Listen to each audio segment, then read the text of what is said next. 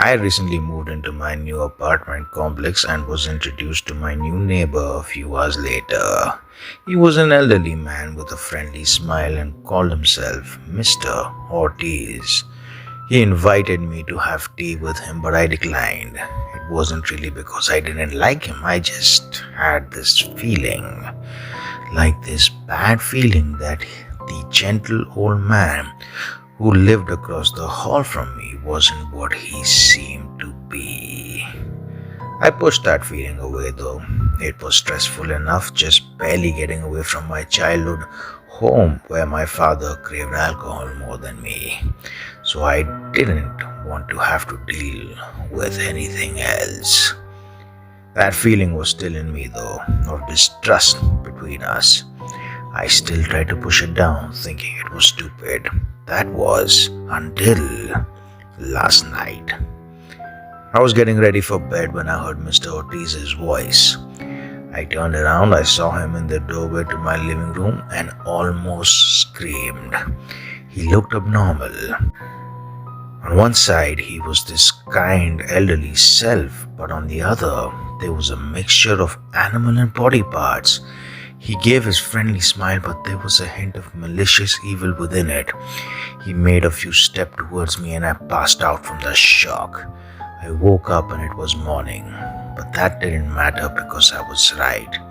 My neighbor was not a human being, and I couldn't let him live any longer. So I plotted the best precautions, a quick and efficient method, and gained Mr. Ortiz's trust. Then I planned a way to break in. Luckily, there was a fire escape on Mr. Ortiz's side and mine. Then the night I planned came. I went out of my apartment, then using the fire escape, I broke a window to get inside. I crept into the living room. He was surprised to see me.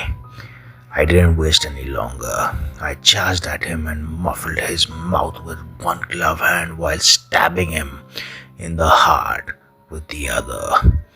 His eyes widened and he crumbled to the ground and I began stabbing him more.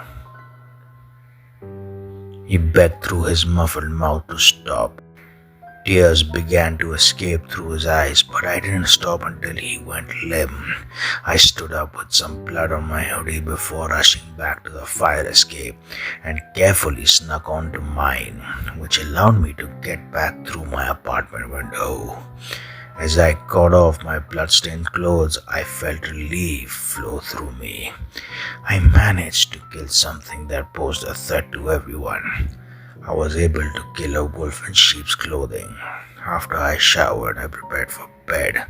Before that, I went to my medicine cabinet and got my daily medicine. I noticed something odd though. There was still more pill than last time. That was strange. I thought I'd taken some before.